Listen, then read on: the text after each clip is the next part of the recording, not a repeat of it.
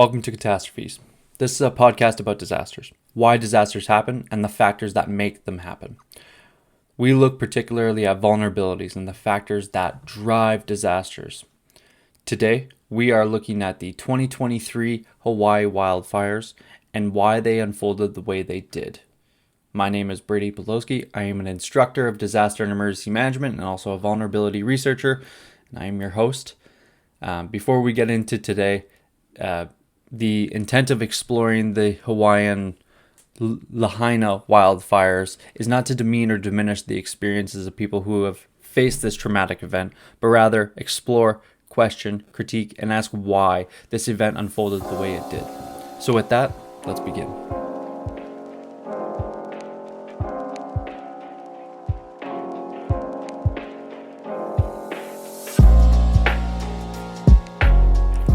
So welcome in. Very interesting episode for everybody today, discussing the Lahaina wildfires in 2023 in Maui, Hawaii. The way this event unfolded is interesting, and the factors that really drove it are certainly worth exploring and looking at. So before we get in, you've probably noticed if you're watching on YouTube, I am basically audio only. I'm trying out some new software to make sure that the audio quality is the best it can be. I'm always looking for feedback based on audio volume, audio quality, if you guys like that intro music, etc., etc. So really appreciate everybody tuning in and joining. Today, we are going to go over the how and the what. So what happened before and on the day during the Lahaina wildfires. And then we will explore some of the factors that made this event unfold the way it did. So beginning, on August 6th and 7th, there is a hurricane approximately 2,800 miles away, Hurricane Dora. And it is, again, not close enough to make a difference, but what it does do is it has effects that produce a red flag warning. And you might be familiar with that term if you listened to last week's episode with Paul Prevost and myself discussing the LA fires. But a red flag warning is when there's high winds and low humidity, making it really good conditions for any sort of fire to spread or burn. So on August 6th and 7th of 2023, we note that there is a red flag warning. And an interesting point about FEMA and state U.S. staff, when they do have a sort of precursor event like a red flag warning or things like that, they tend to staff up. And there's some interesting documentation that we will look at next week in part 2 of the Hawaii wildfires. I'm going to try and discuss more of the how did it unfold, kind of the hour by hour next week. Today, more of a background and then again the factors. But on August 5th, 6th, and 7th, we note that there's really dry conditions, high winds, low humidity. We also note that there's a few smaller fires that are noted on the 7th, two bushfires in particular. Hurricane Dora producing those conditions, etc., etc. So on August 8th, which is undoubtedly, August 8th and 9th are undoubtedly the 2 days where we see the wind-driven wildfires really destroy a lot of the buildings and drive a lot of the damage. At 12:22 a.m., midnight, or 12:30 at night, we actually note the first reported fire, which is 1,100 acres. There have been a number of confirmations that downed power lines were one of the reasons for these fires starting. But then there's also the other fires, bushfires, and etc. But downed power lines played a huge role. And this is something we'll discuss in next episode. Kind of the recovery and the total outcomes of the event from that point of view. The way it unfolds over the next 12 hours is there is a containment. There's fighting of fires that grow way too quickly and overwhelm a lot of the firefighters. What you need to know about Lahaina is that it is on the west end of Maui, and there is a few roads to get in and out, but the roads are not very big. Most of the time they are like a 2-lane road. So if you can picture a big fire truck driving on those roads trying to turn around, or picture a large-scale evacuation, it is very difficult. So just generally continuing over the how, over the course of 24 hours, starting at 12:30 at night, we see a number of fires grow and grow until Lahaina is almost burned down, where over 2,000 structures are torched or burned completely, and a confirmed 102 people lose their lives.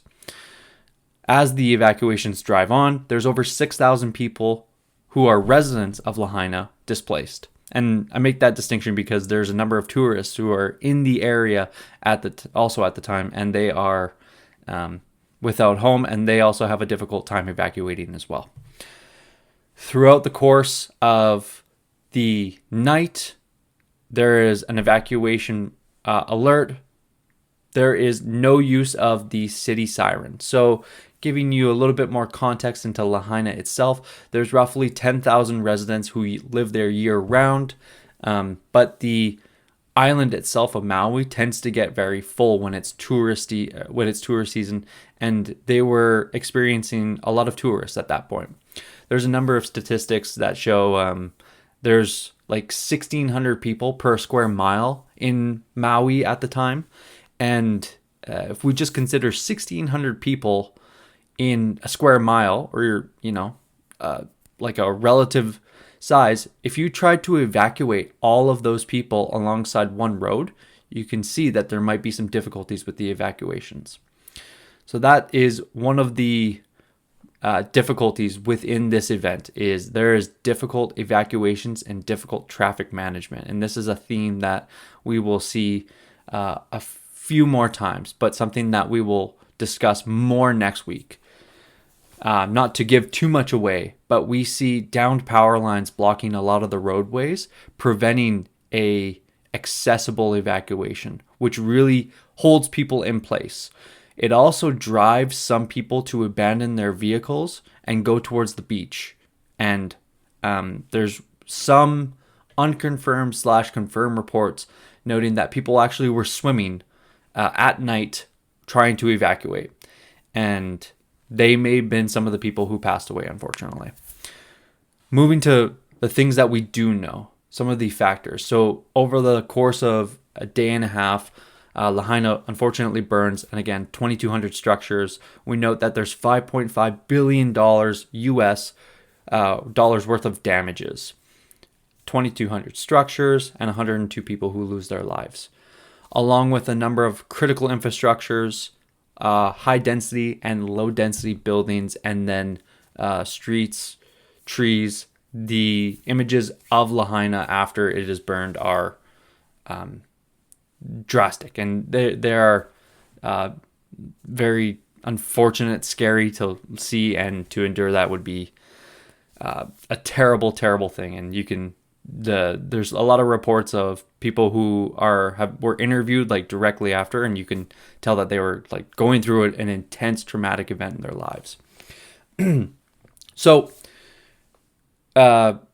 that's the totality of the event, kind of the how and the what. We know 6th and 7th, there's high winds, dry conditions. We see one fire, and it just spreads to all of Lahaina, and then we see a lot of the town of Lahaina burn, and then evacuations become difficult.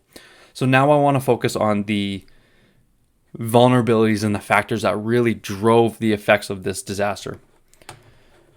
And we're going to look at 4 of them. So what you may not have known is that Hawaii used to be a large producer of sugarcane and also pineapple. So in the 1800s and 1900s, particularly in the 1860s, Lahaina actually, the areas around Lahaina were actually known for sugarcane. And it was brought over from different parts of the world. And they ended up, a lot of the colonizers of the island who brought over the sugarcane and pineapple, they began to grow it and build their plantations, but they also wanted to create livelihoods for themselves, and they brought livestock over. So there are a number of grasses that they thought would work better.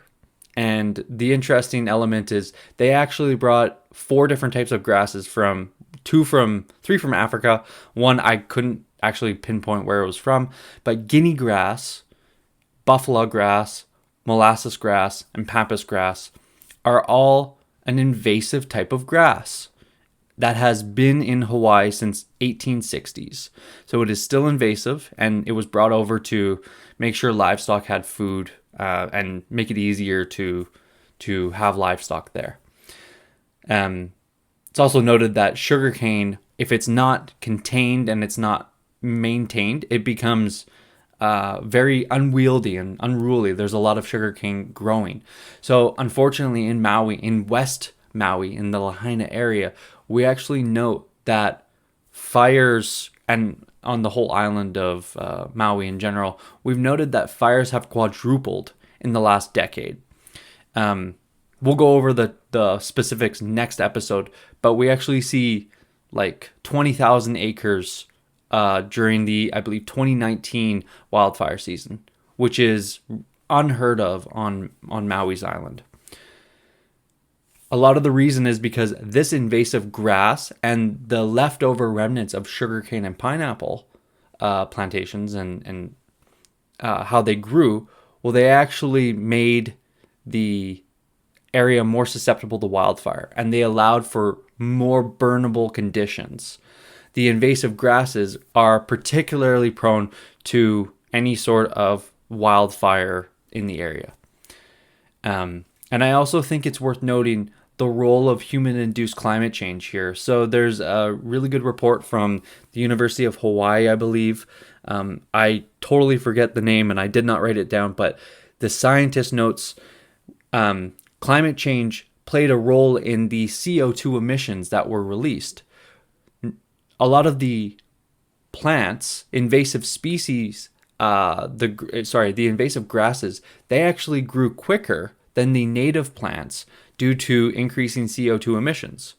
So the more CO2 that's in the air near on the Maui island, the more food there is for these grasses, these invasive grasses. And so it helps them grow a little bit quicker. So we see a role in human-induced climate change and how it kind of set the conditions for these fires to grow so quickly. The fires spread rapidly because of these dry conditions, and a lot of these grasses and sugarcane and such. So that's one of the reasons we see that this fire spread so quickly. A lot of the invasive grasses, sugarcane plantations, and pineapple. So a little bit of the development side that pineapple and sugarcane were both stopped in the 1990s. So after that, we start to see again growth in wildfires, and that's part of the reason.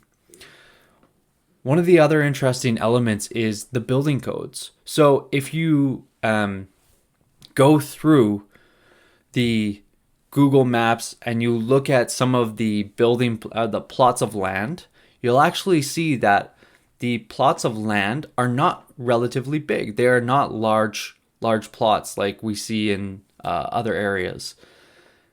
But over the course of the last 50-ish years, we start to see more and more outsiders buying plots of land and building bigger houses and structures on the smaller plots of land. So naturally you have smaller spaces, more structures, more higher buildings, taller buildings, wider buildings. You also see more sheds, more uncontrolled and unmaintained, wooden sheds. And these actually help the fire spread quickly and more rapidly while the event was unfolding. So interestingly, building codes were actually one of the factors that allowed for this fire to spread so rapidly and help it basically spread so quickly. There's two sides to this. So the first is the building code enforcement. How do we enforce people and tell people to not have sheds or to have a wooden shed further away from their house? How do we tell people to remove the vegetation that is alongside their house because it is extremely flammable? That's a difficult conversation, but the program called Fire Smart, really that's all it asks for. It asks people to remove propane tanks, barbecues from the sides of your house, remove any highly flammable vegetation, and if you have, a tree that is too close, to consider relocating it or moving it or cutting it down so that the fire does not spread to your home itself. So an interesting dynamic, again, similar to what we've seen in Los Angeles, where smaller plots of land and larger structures have been built. And this is a really interesting secondary point, and something I think we'll talk about next episode, is the recovery of this, of Lahaina.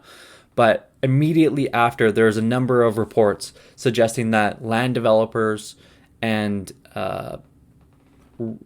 people who wanted to buy real estate in Lahaina were actually seen walking around and offering people money to buy their plots of land after their houses had burned down. And there's a dynamic here. In the US, if you have your house paid off, you do not have to pay for, it's not mandated to have home insurance. So the linkage, effectively, from a number of reports is that a lot of people had their homes passed down through generations and they didn't need to have insurance, or insurance was too expensive. And for some parts of Maui, it is becoming that way, where we're seeing insurance just be too costly and unreasonable and somewhat unreadily available, where the payouts might be not comparable to what the premiums cost. And so we see all these developers and people looking to buy land, walking up to those who are affected and offering them cash and offering them checks. So a really interesting dynamic. So quickly recapping, we've seen the fires expand in the last few decades, largely due to a lot of the invasive grasses, to sugarcane, pineapple. We also see building codes be and smaller plots of land and larger structures play a role in how the fire spread. One of the other reasons we see a lot of the damages unfold the way they do is the communication systems and the evacuation sirens. So this is a really interesting conversation, because the island of Maui has a siren system. And back in 2018, when it was last tested and practiced, it was used for a missile test and then also a tsunami test warning. So the emergency manager of Maui, in his testimony after action report, basically notes that, well, if we were to turn on this large, loud evacuation siren, we were worried that people would think there was also a tsunami occurring concurrently with the fires, and that people would run uphill. So this begs the question of, we as emergency managers and people who are preparing for these events, we need to make sure that our citizens and people know what these sirens and these communication systems mean. So that's the first huge issue I see. The second part is that there's no secondary communication system that was effective during these fires. There's reports that an evacuation text message went out at 4 a.m. and then 11 and then later on, where everybody was evacuating. But not everybody received this text message. So the secondary use, or the second siren, would have been effective in getting out and making sure people got out adequately. But you have to remember that there's not large roadways to get out. So the evacuation was always going to be somewhat gridlocked and difficult, especially if there is down power lines and fires burning all around. Not to mention that you bring in fire trucks and water tankers, and this was a problem we'll talk about next time, but they take up a lot of space and can really make gridlock occur a little bit faster. One of the final factors I want to discuss is actually so we talked about the high density of people in small spaces, but we also need to have an understanding of the people who are vulnerable in these spaces, the people who have a difficult time moving in these spaces, who may have a medical condition or may not even have a vehicle, non-ambulatory people. There's certainly a number of reports that suggest that some people who are vulnerable to the smoke, maybe asthmatic, or are unable to move, that they were the ones who greatly suffered during this evacuation. So, putting a pin on it, because I want to save a little bit for next episode. But some of the vulnerabilities and the background factors that drove the Lahaina wildfires of 2023 are, we see fires spreading more rapidly and quicker due to low humidity, dry conditions, but also because of invasive grass species that were brought over in the 1800s and, fostered, I guess you could say, in the 1900s with sugarcane and pineapple mills, pineapple plantations, and those being shut down in the 1990s or before. We see guinea grass, buffalo grass, molasses grass, pampas grass, and the role of human-induced climate change plays in making the invasive grasses grow faster than native grasses, helping basically the invasive grasses grow faster and spread further. So we see really dry conditions be one of the large reasons this fire spread so quickly. We see building codes and the enforcement of them play a role as well. There are smaller plots of land because people want to move to Maui because people want to live there, but the plots of land begin to get smaller as buildings become larger as well. So there's less space from road to road, so the fire can spread quicker.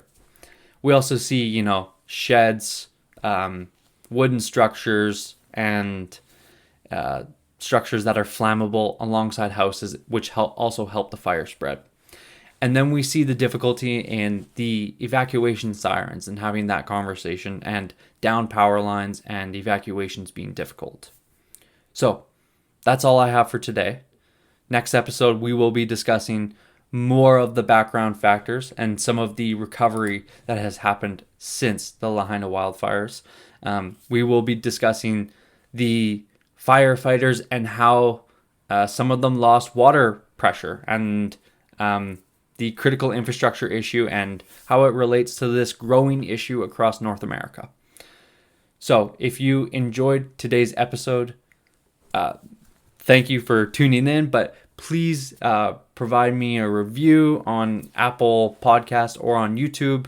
I greatly appreciate it. If you have any questions, I'm always looking to answer some of the questions out there. You can reach me at catastrophepodcast@gmail.com. That is CATASTROPHE podcast@gmail.com. That's all I got for today. Later.